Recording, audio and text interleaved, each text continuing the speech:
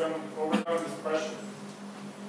Okay, it takes a toll. Every day I go to work, there's a possibility I might not come home to my wife, to my kids, to the rest of my family. You have to learn how to deal with it and always be prepared. You can't go to work and fall asleep. I have to sleep the night before, get enough rest, have energy, eat healthy, have energy. So I can exercise, be strong, and go to work. Does that make sense? Okay. So all of this wraps in with my identity. I want to be a servant. I want to help people. I want to keep people safe. So in doing so, I need to make sure I get proper rest, proper food, exercise regularly, and I can't give up. Those planks make me stronger here, right? We have to work on our hearts and our minds. We need to be strong. Here, I'm here. Okay? Everyone understands? Yes. Good. Does anyone have any questions? You all understand these three concepts? Yes. Good. All right, Coach. Good job. Thanks, Coach.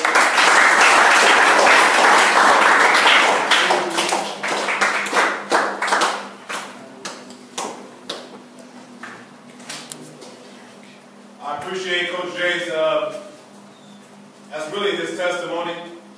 You know, his job is a very important job. But even as important as his job as a police officer is, I know that he sees himself as, the thing that I think he sees himself is as a servant. That's what he said. He said that Jesus was a servant, and he was right. A servant is somebody who puts themselves last, and they put others before themselves. And actually, you know, it's kind of, being a servant is interesting just because Coach Jay, like he said, you know, he has to stay in shape. We see a lot of police officers back home who don't look like they can help save a life. You know what I mean? We see a lot of police officers. Where we come from, there's a lot of police officers who we feel like we need to go save their lives. You understand? Donuts. Too many donuts. Yeah, too many donuts, man. Put the donut down, and nobody gets hurt. You know what I mean? Is it like that here in the Philippines? Yes. All right, some places we need to go. There are not. Right. So many rights. So tonight, you know, I have lots of scriptures that I like, that I read from, that inspire me, that encourage me when I'm down.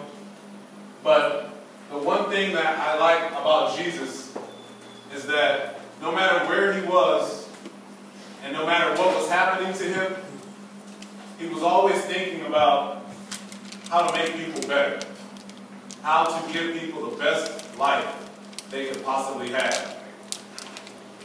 So right now, like if you're sitting next to someone who doesn't understand what I'm saying, it's okay to talk and help them understand. I want them to, if they only speak Tagalog, I want them to understand, okay? But there was this story in the scriptures in Matthew. If you have a Bible, you don't have to turn there. I don't know, how do you say it? Matthew in Tagalog. Mateo. Mateo? Oh, that's easy. I could have figured that out. In Matthew 20, right? It says something about Jesus and this whole idea of serving other people. Matthew 20:20. And it says, I'm going to read some of it really quick.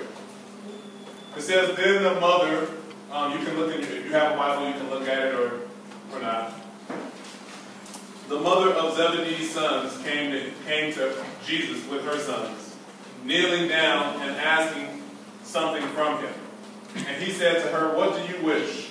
And she said to him, grant that these two sons of mine may sit on your right hand and on your left in my kingdom, or in your kingdom.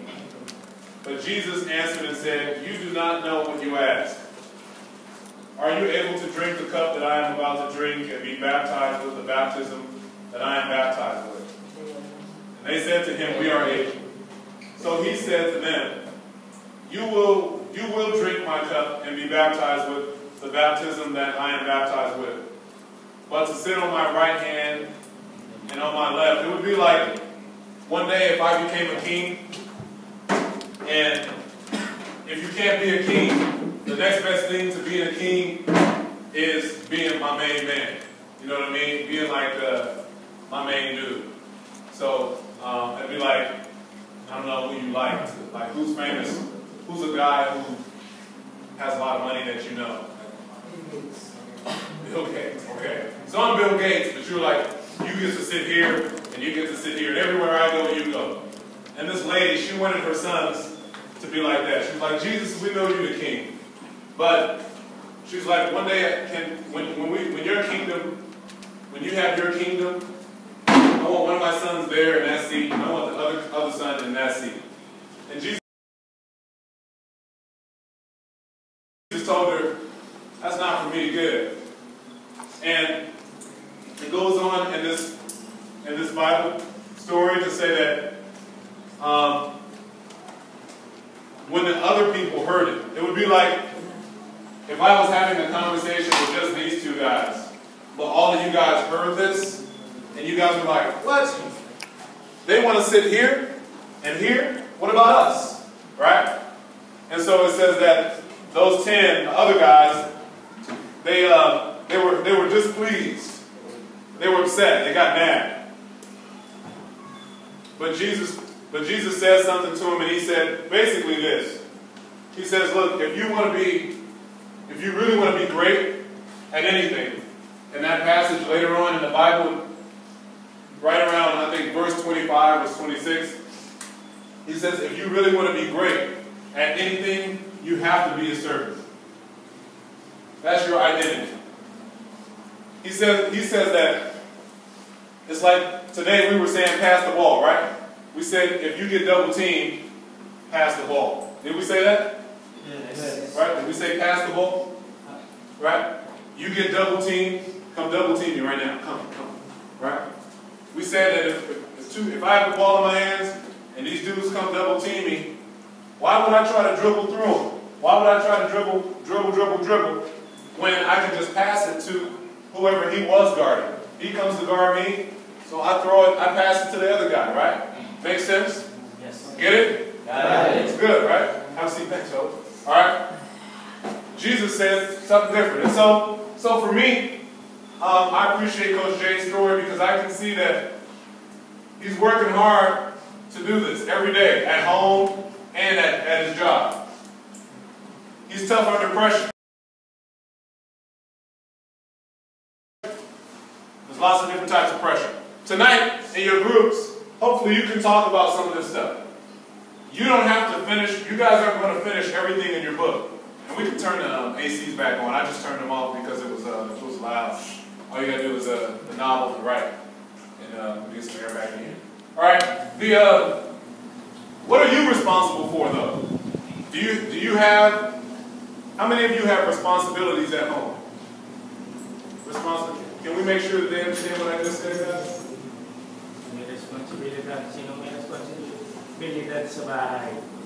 Stand up if you have responsibilities at home.